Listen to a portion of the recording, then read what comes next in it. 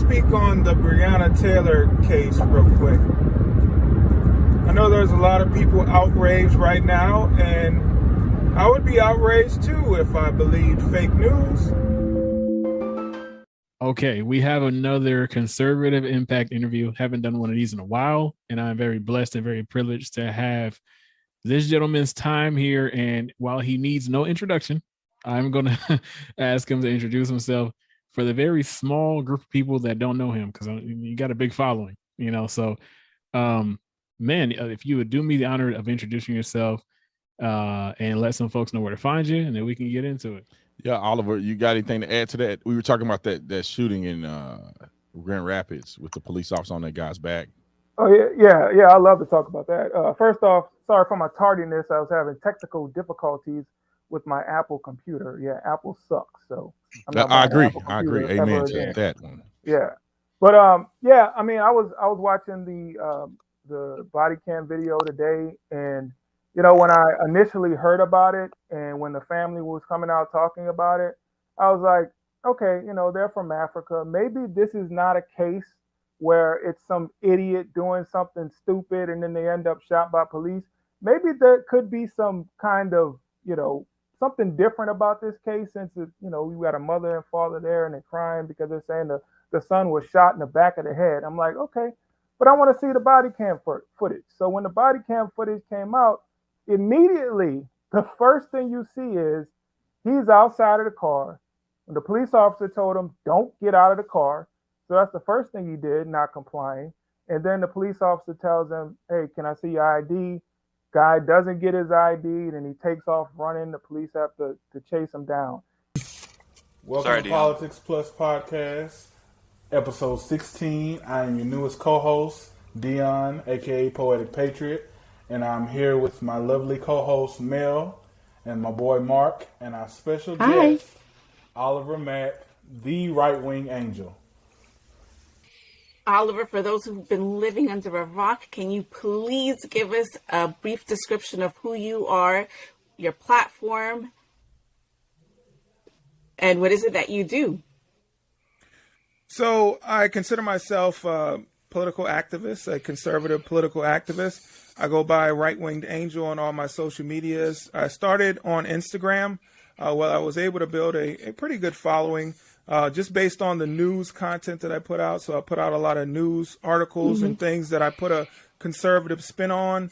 And then I'm also on YouTube. I've been on different podcasts with Brandon Tatum, ABL, Jericho Green, you know, different people like that. So I've kind of been around the block a little bit. I've been doing this for about 3 years now. So it's just been a part of my life and what I do. And I'm very, very passionate about this. I believe that we need to save our country.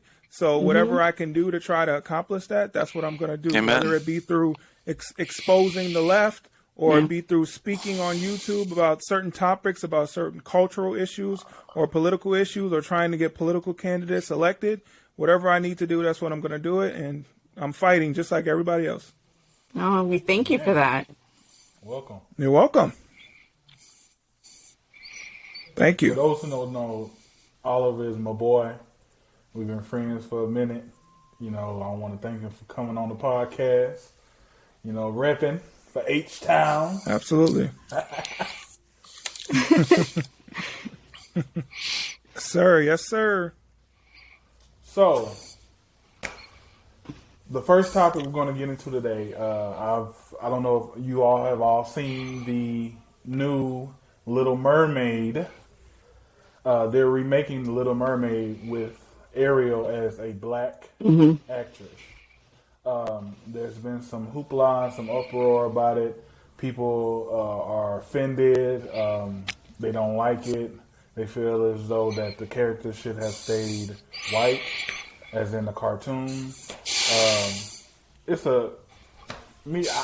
Personally, I could care less. I mean, you know, it's a cartoon. It doesn't affect me, but I would have rather them created a whole new character and based this person off this whole new character than to steal someone else's character and to shape it to the woke agenda of today's society. So what you think about that, Oliver? Well, first off, I just want to say white mermaids matter. So I believe that this is all part of Disney's woke agenda. They just want to erase whiteness. When you have a character who was portrayed as a white woman with red hair and blue eyes, and those are her defining characteristics, when you say, screw all that, we're going to put a black woman with dreadlocks and brown eyes and make her a mermaid, like make her Ariel. And that's the thing about the whole mermaid thing, because a lot of people on the left will say, well, mermaids don't have a skin color. Mermaids can be black. Yeah, mermaids can be black, but Ariel is white. So we have to stay true to what Ariel is supposed to be. I'm a big comic book fan, you know. Yeah. Marvel. I've been a Marvel comic book fan since I was a kid. When the Marvel movies came out, when you had Iron Man come out, when you had Captain America come out, everybody wanted to see someone who looks like Captain America in the comic book, someone who looked like Iron Man in the comic books. Had they made Captain America black, then people would have said, hold on, that's not what Captain America looks like. That's not that type of person we wanted to see. We wanted to see our comic book characters, our cartoons come to life.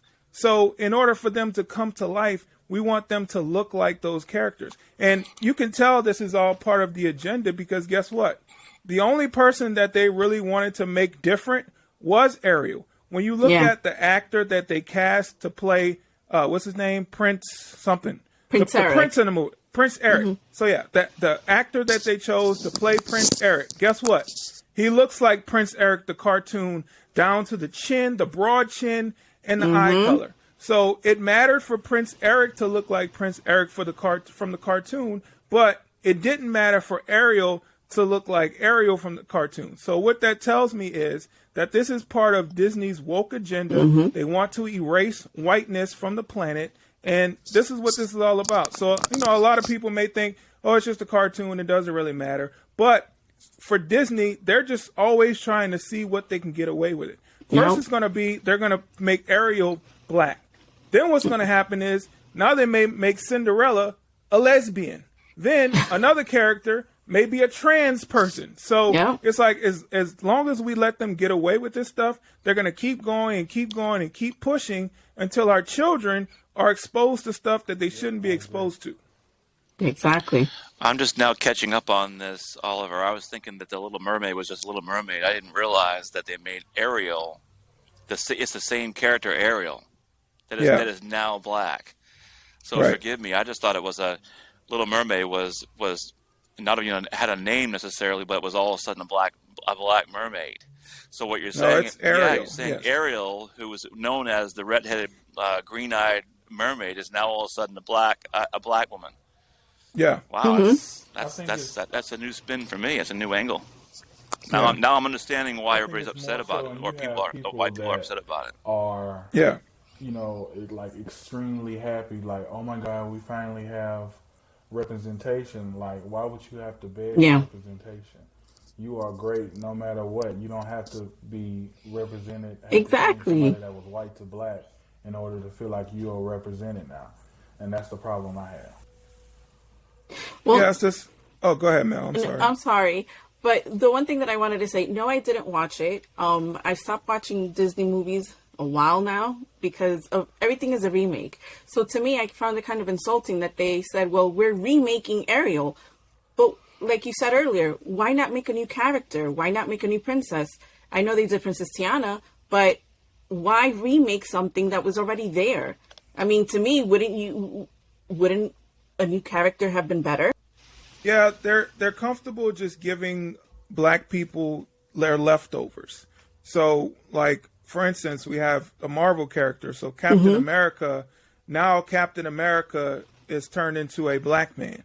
So instead of having a movie that's going to feature a black superhero, no, now they're going to have a movie that's going to feature black Captain America. A remake. Or well, it's going to be like a continuation. So we had like 3 Captain America movies, and now Captain America passed on he died, and the shield was passed on from Captain America before he died to Sam Wilson, who is the Falcon. So now the Falcon has taken up the mantle as Captain America. So now we have a black Captain America. Instead of making Falcon, which was actually, I believe, the first black Marvel superhero, right? So we could have had a Falcon movie.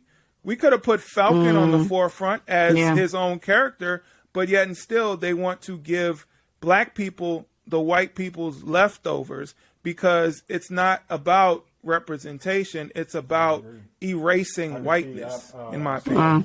Everybody is making like cartoons and fake memes and pictures, and they was like, well, what if they made Snow White Hispanic?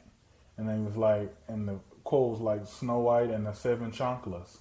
And they was like, how's that movie gonna play out? That's funny. And I was like, this is getting ridiculous. Like I read today that they're remaking The Wizard of Oz, and the guy said there will be LGBTQ ABCD representation. That's what I'm saying. It's all about that. They're just trying to see what they can insert into these movies. I mean, you know, we had a remake of The Wizard of Oz already, and it was a black remake. We had The Wiz.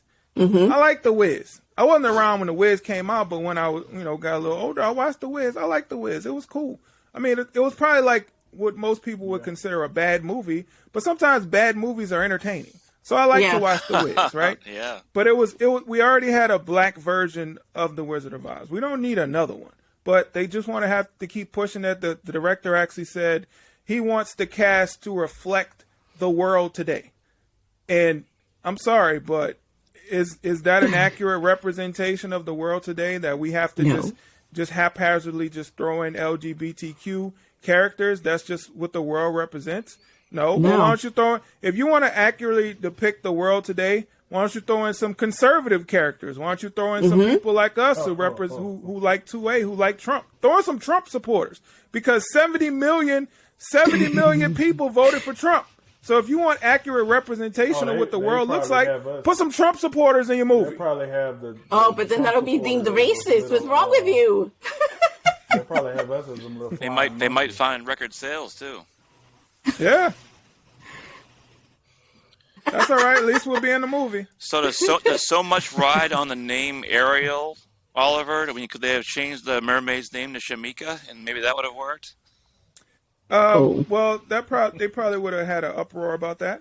But I think that so what Disney does is they take these cartoon movies and then they make a live action remake. So what the live action remake is supposed to do is have people see their favorite characters that were once cartoons. Now they come to life. Now they're actually real people. As a kid, I used to wish that I saw my favorite cartoon characters come to life. Just like I said earlier with the whole Marvel thing, when they started making the Marvel movies, it was like, oh, now I get to see the cartoon characters that I love, the comic book characters that I love as real people. So that's the thing that they're trying to accomplish with these live action remakes. But instead of sticking to what the character is supposed to look like, because there are many people out there, and probably more than we know, because people won't stand up for themselves and say that they actually have a problem with it because they don't want to be called bigoted or racist. But there are a lot of people out there that grew up watching The Little Mermaid and love The Little Mermaid. Yeah. There's little girls, there were women today, there were little girls back then that loved that movie. So they always wanted to see that live action version. And then when they became adults, they're like, oh my God, here's my chance to see my favorite Disney character as a child on the big screen as a real person. But what do they give us? They give us a black version. They don't give us Ariel. They give us Haley Bailey. That's not Ariel. That she doesn't represent Ariel. So you're letting these people down. And one more thing about that. So and somebody DM'd me about this. They were basically saying that when they were a child, they were a redhead. It was a white redhead lady. Then when they were a child, they didn't see many redheaded characters. But when The Little Mermaid came out, wow, finally I get to have a redheaded princess that looks like me. So the same person who had those same feelings about the movie back then would love to see someone who's a live action character play that role and look just like the Little Mermaid from when they're a child. But that person doesn't get their representation. They give it to black people. which redheads make up a small percentage of the population. So when you're looking at it, like this person and these people who are redhead just get shunned and looked over in favor of this forced diversity. So ginger lives matter after all, then, huh? They should matter. So what kind of flack are you receiving, Oliver, for sounding like you're advocating for white people so much? I mean, I see your point, and it's great what you're saying, but I can only imagine what kind of flack you're receiving from your community. I'm sure you get a lot anyway, no matter what, other than just this. But what kind of flack are you receiving over this? Well, I guess I haven't received too much flack from black people about this, but I have received flack from some fellow conservatives, some fellow black conservatives. Yeah. There's some woke conservatives out there. I've had people that called me they said I was pro-white because I wanted to see a white Ariel. And they said that I was off base with my opinion on this. And they didn't have a problem with having a black having a black Ariel. But I was like, you guys just don't see the bigger picture. You don't know what they're actually doing with this situation and with these movies. Like the Disney, they're trying to force this diversity on us. And I don't want to live in a country, and this is what this all means to me. I don't want to live in a country where I get picked, or when my son grows up, he gets picked for jobs or opportunities just based on his skin color. And I believe that's exactly what happened with Halle Bailey, because I don't think she was the perfect person for this role.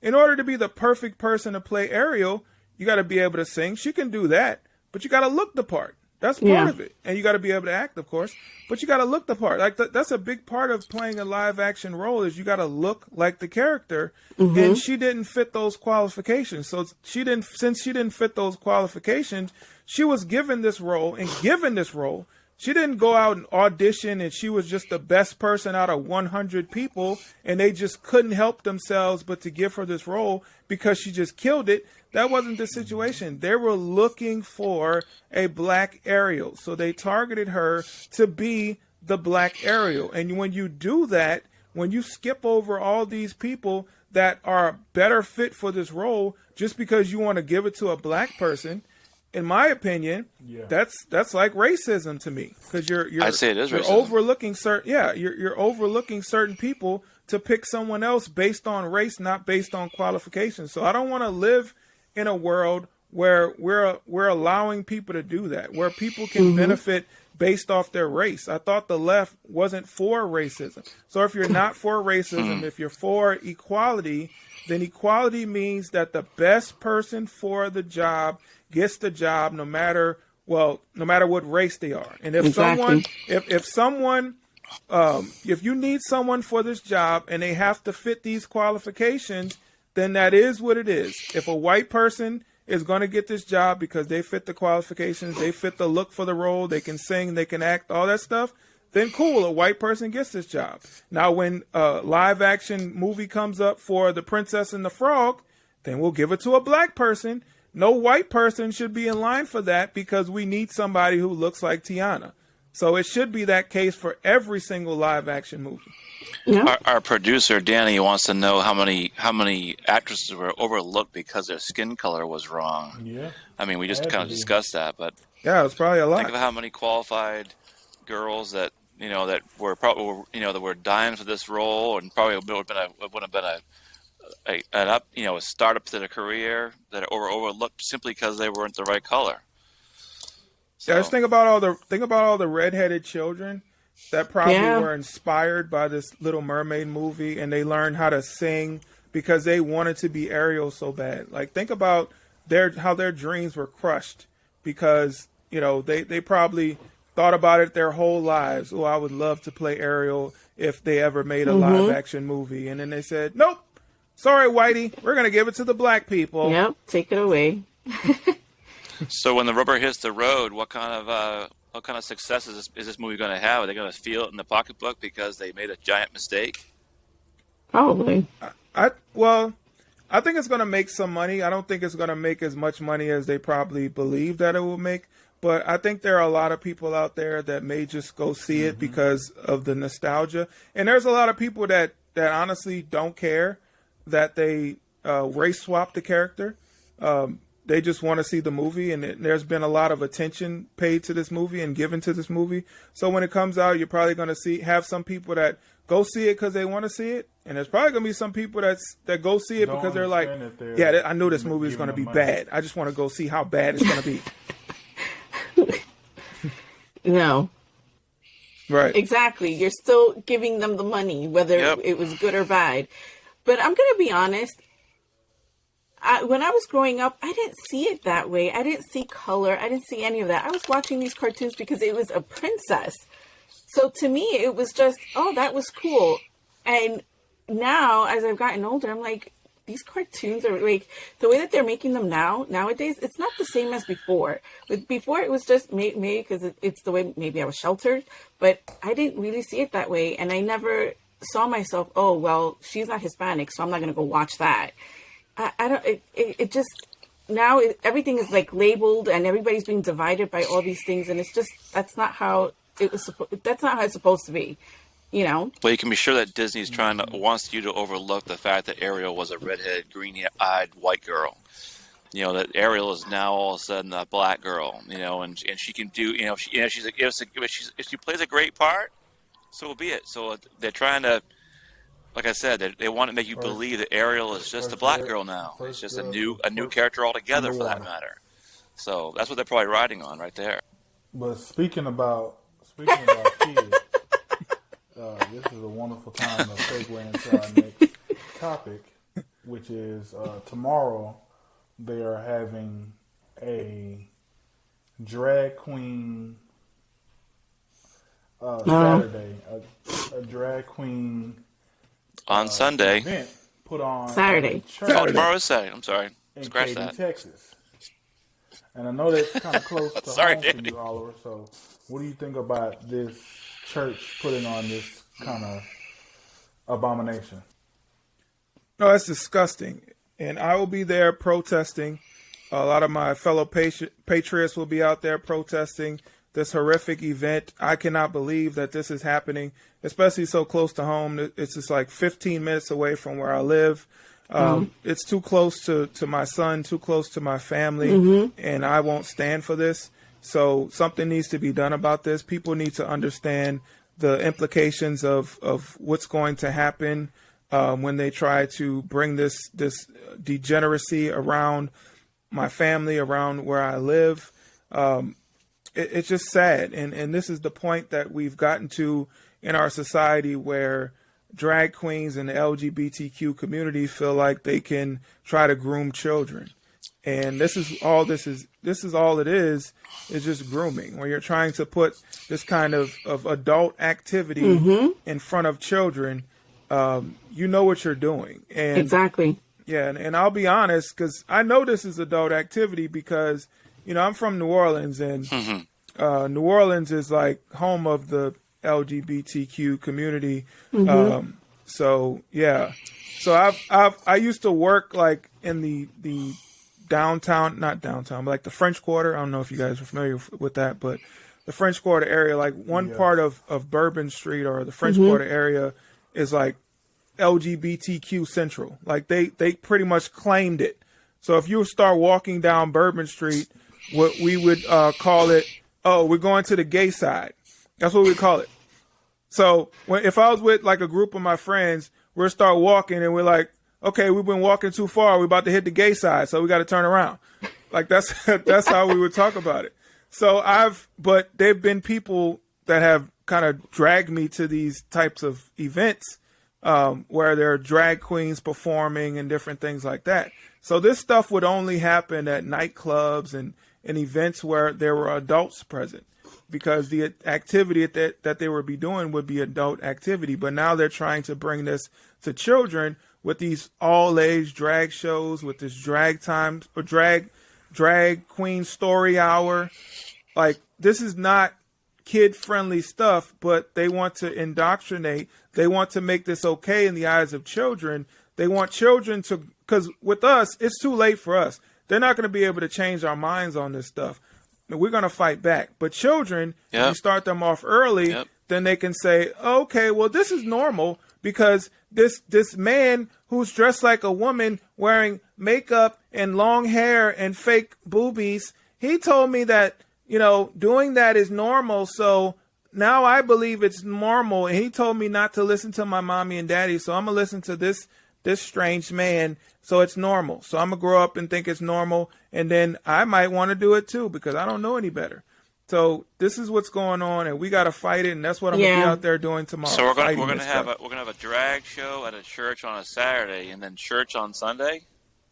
Is that where? So wait, is this a Christian church? Is that what we're going? Is that where it is doing, Oliver? It is a Christian church. Hold on, I'm gonna pull up the exact name of the church. I have the flyer right here. So it's First Christian Church in Katy, Texas.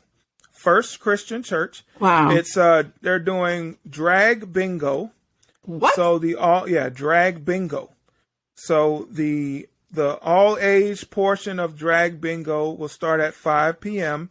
and then they're going to have a adult version which is going to start at 8:30 p.m. in church. So they're going to get the kids out there, yes, at First Christian Church. Yeah, they have VIP tables.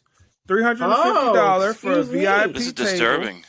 for all ages, and then $400 for adult VIP table. So what's a $400 VIP bring you? You probably get a front row seat where you can tip. Yeah. Where you can tip the performers.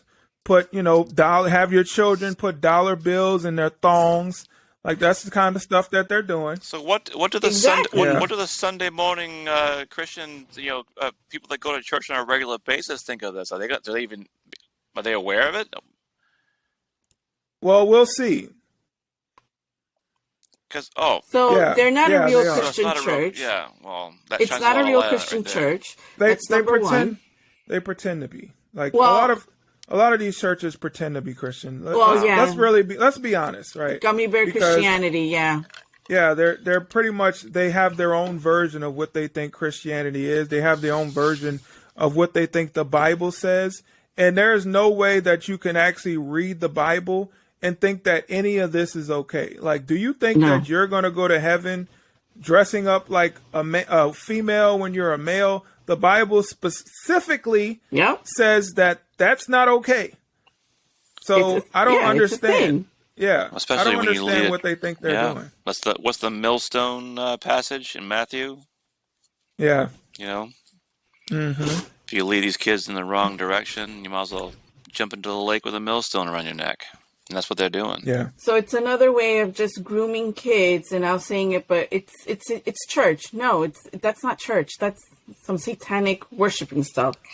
Yeah, it's diabolical. We're gonna call this stuff out. We're gonna be broadcasting from there. We're gonna make sure that this stuff is public so everyone knows what's going on. If you're watching, well, this won't be taped, but we'll come to my social media and you can see what's going on. You can see exactly what happened at this church, because it's crazy. No, that's insanity, honestly. And then to think about it, it's in Texas. You would think that this would happen here in New York or in California. No. Yeah, this is insane. Or Chicago. Again, it's upsetting that parents don't see this, and some parents are so ignorant, so stupid. Well, it's a church thing. They can go to it. No, it's not. Like, haven't you opened your Bible? Haven't you read that this is not right? Again, I am not one to go throw stones at someone because I am also a sinner. But in the Bible, it states that is a sin. God still loves you. He doesn't love the sin.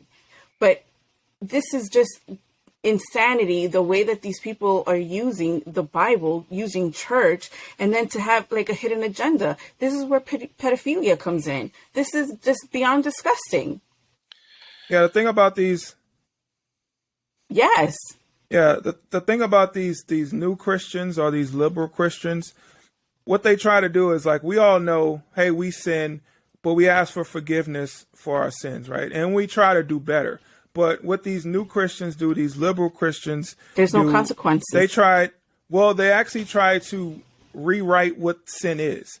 Like, if the Bible says, well, homosexuality is a sin, it's an abomination, they will say, well, people can't help it. They're born that way. Or he said it was a sin in the Old Testament and we don't follow the Old Testament because Jesus came. So since it wasn't in the New Testament, therefore it's not a sin anymore. So therefore we can continue to do it. Therefore it's okay. So that's the type of stuff that you see with these new Christians or these liberal Christians. Picking and choosing. They pick and choose what in the Bible that they're going to follow, and they try to rewrite the Bible just like they try to rewrite history. They try to make everything what they want it to be, not what it is. And that's what we see. And that's what's going on right now when you have churches like this that are coming out and doing these heinous acts, these acts of grooming. They try to justify it in any way they can because that's what liberals do. Everything is able to be rewritten in their image and likeness out, so to speak, instead of what it is. And this is why the communication is important with I know Deon doesn't have any children, but I believe the rest of us all have young children. Communication is key in this day and age. Yeah. Because to your point, Oliver, we all know us people here on the screen. We all know better, and we will fight this. But like you said, the young kids are impressionable, and they're getting this information firsthand from these people, and they're believing that it's okay. They're believing we're normalizing it, as as we already discussed. So communication, you've got to be on point with your kids. You cannot beat around the bush with your kids nowadays. Period. They've got to know what's going on. Do you agree? Yeah. Yeah, you tell them what's right and what's wrong. Yep. And you tell them based on how you want your family values to be. Like you have to establish your own family values, not what the teachers or these woke schools are talking about. You tell them, hey, in this household, we're going to tell you what's right and what's wrong. Doesn't matter what anybody else tells you out there. There are going to be people out there that are going to manipulate you to try to get you to do the wrong thing. But I'm going to tell you right here, this is what's right, and this is why it's right, and this is why we have to stick to it, because there are people out there that they don't like this country. They don't like children. They don't want you to grow up and be prosperous. They want to manipulate you. Yeah, they don't like God. They want to manipulate you. They want to brainwash you because they want to be able to do one thing, and that's control you. Yep. You don't want anybody to ever control you. And that's why it's so important to think for yourself. And I'm not going to tell my child like what to think, but I am going to tell him like what's right and what's wrong and how I came to that conclusion. This is right based on this. Like, for instance, if you tell your child, hey, homosexuality is wrong, right? Now, for me, I know that I don't know if I'm going to be able to count on the fact that my son is going to be a religious person, that he's going to follow Christianity. I don't know. There's no guarantee that he's going to do that. But I can tell him based on logic that homosexuality is wrong because you can't take two males and make a baby. You can't take two females and make a baby. God created males and females to connect and reproduce. And the other way, if you take two males, the homosexuality it doesn't lead to more people in the world, right? So the only reason that we have sex, let's be honest, the only reason that we have sex is to procreate.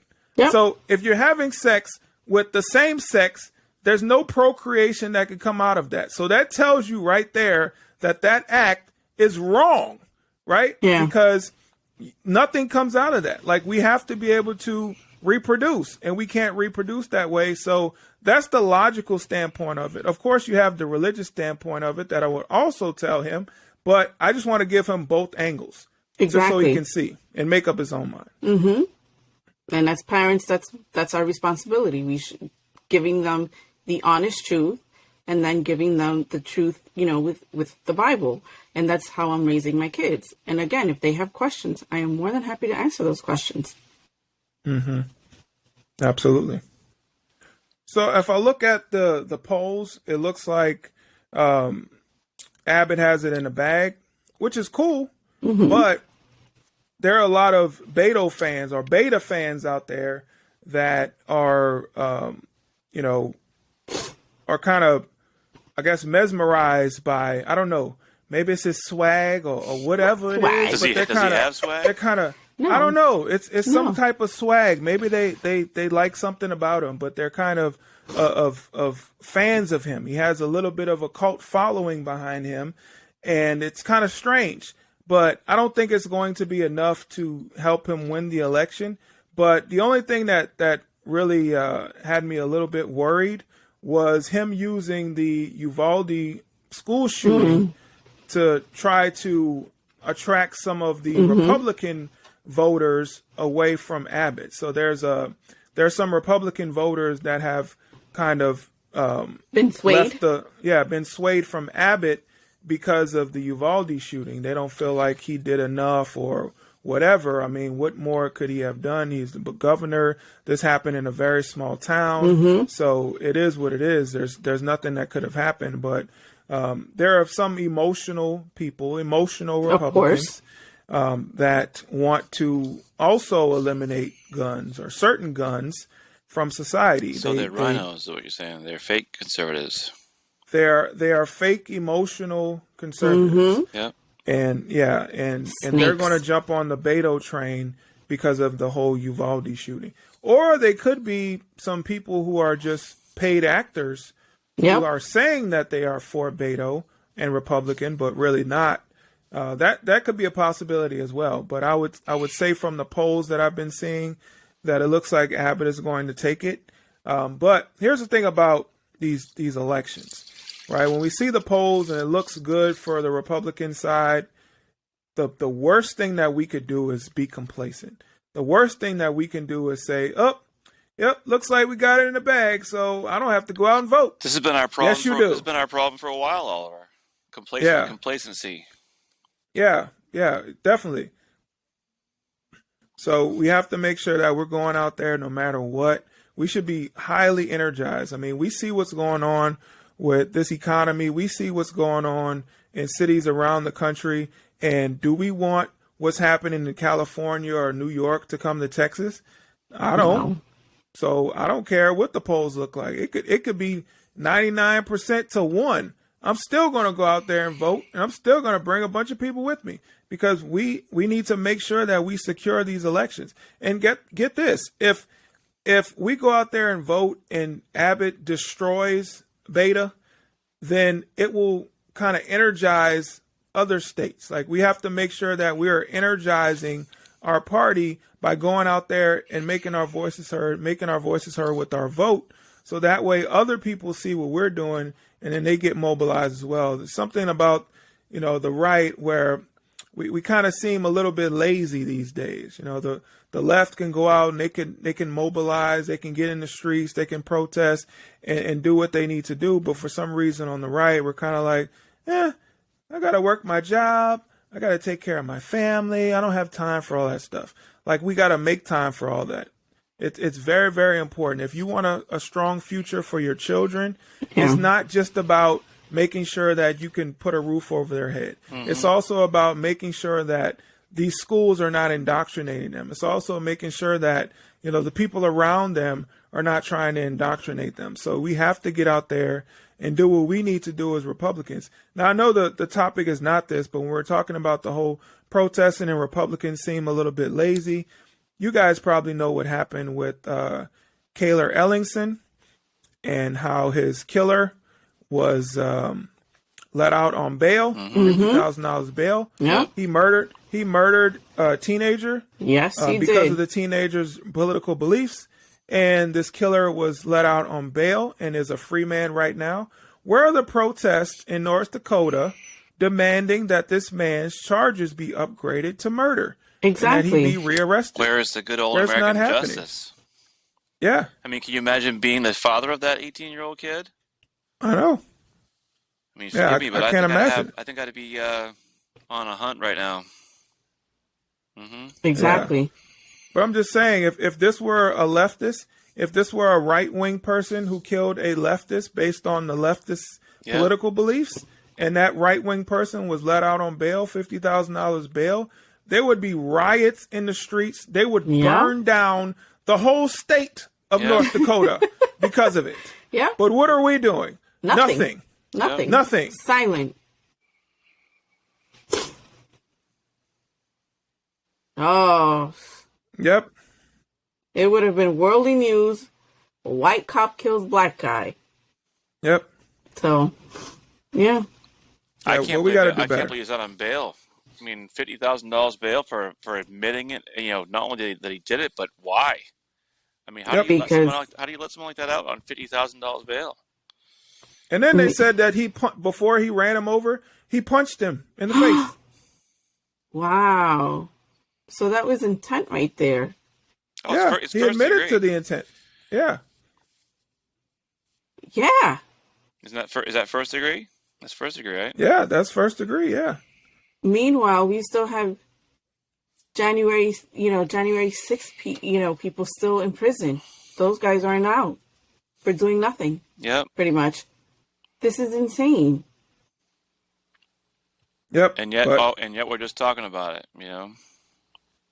Yeah, Yeah. that is true. I can't believe that. Isn't it a 50-43, like a 7-point lead for Abbott, Oliver? That's it. yeah, something like that. How can it be that close? I tell you, I mean, Katy got fans. I can't imagine it being that close. He's got fans. That's astonishing to me. Or maybe No, dead people I think came that's alive. real. No, I think that's real. You think it's real? From what I've been seeing, like I said, there are people who have kind of abandoned Abbott because of the Uvalde shooting. Beta is kind of saying the right things right now to emotional people. You know, that's the whole thing with these elections. Like, you know, a lot of people are swayed by emotions. They're not thinking logically anymore. So we got to stick to that. We got to give people the facts. But you would think it's easy though. Yeah. You would think that with Biden calling Trump supporters terrorists, that they would be bolstered in going out and voting and making those numbers a much bigger spread than 7 points. Yeah, That's disheartening to me. Yeah, the thing about the right, we got to stop being afraid to be called names. Mm-hmm. Yeah. There's a lot of people on the right. They don't want to come out and say, "Hey, I support Trump" or "I support They're Republicans," also sensitive because they don't want to be called bigoted. They don't want to be called, extremists. So they stay quiet, and we can't do that anymore. If we want to save this country, what are those names going to do to us? Like, those are just names. Exactly. I get called names every day. I don't care. Oh, please. The more you get called names, the more it just rolls off your shoulder. Exactly. It doesn't really matter. I have conversations with the people who call me names, and I have fun with it. I had a lady who she called me names, and then I said, "Okay, well, let's talk, because I want to see why you feel that way." She thought that Trump supporters were white supremacists. I was like, "Okay, well, can you tell me why you think that a black person like me would support someone who's a white supremacist?" And we had a long conversation about it, and we came to an understanding. And she said, "Thank you for talking to me. I really appreciated the conversation. It was good to have a discourse with someone who has different opinions." So I was like, "You're welcome." But see, and this is what we used to do before with no problem. But now, like you said, I call it sensitivity. People are scared of being called names. But at the end of the day, I know who I am. I know where I stand, and they're not paying my bills. So don't let it affect you. Just move on. Right. Well, yep, we have two problems. We have two things. The media is going to grill us if we ever stepped out of line and burned a city down. Mm-hmm. Okay. And the other thing is just it's not in our MO to go out and do these kind of things, period. And we're also afraid of being called names, so. Yeah, we got to change that, though. Yeah. I mean, I don't think we should burn cities down. That's not the way. That's not how we operate. We shouldn't burn cities down. No. We need to be more strategic about it. Yeah. But we still need to be a little more aggressive than what we have been. Yeah. Cause some kind of commotion. Mm-hmm. Don't burn anything down, but we got to do something. It's sad that we can just flood the streets. Yeah. We've seen it. When everybody went out to D.C. On January 6th, we saw how they just flooded the streets and how it just attracted so much attention because you saw all these people. And I think this was before January 6th. I can't remember what protest it was in D.C., but where they were I think it was like 1 million. As conservatives, Republicans, we should take more action. We should do more than just stay quiet. Not go destroying cities and stuff like that. But we should make our voices be heard. We need to start saying, stepping up. The problem with that, though, is even if we were to just peacefully gather, the media is going to make us look like we are burning down cities. So that's why no one wants to do it. Look at January 6th. I mean, people are afraid to go out and do it because the media is 90% liberal. You could go out there with butterflies and rainbows and you still be portrayed as a, terrorist. You shouldn't care what people. So that's why we don't do it. That's why it's not being done. Exactly. Yeah, I think there's a way to do it. Like I said earlier, I think this was in December or January where we had like 1 million right wingers go to DC, and it was just a sea of people. It was just the most beautiful thing I've ever seen. We need to do more stuff like that. There was really nothing the media could say that day.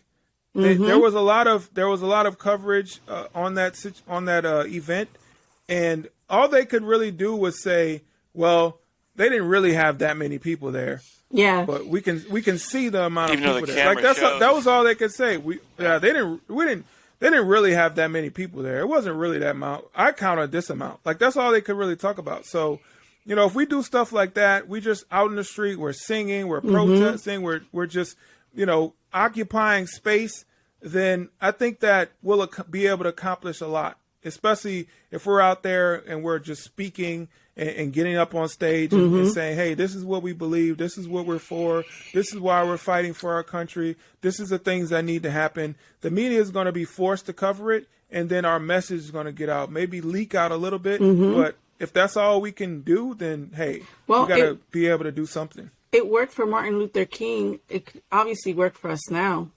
We have social media on our side. We can honestly say, okay, we're not rioting. We're not doing this. We're not doing that. We're peacefully out here singing and, just wanting some change. Yep.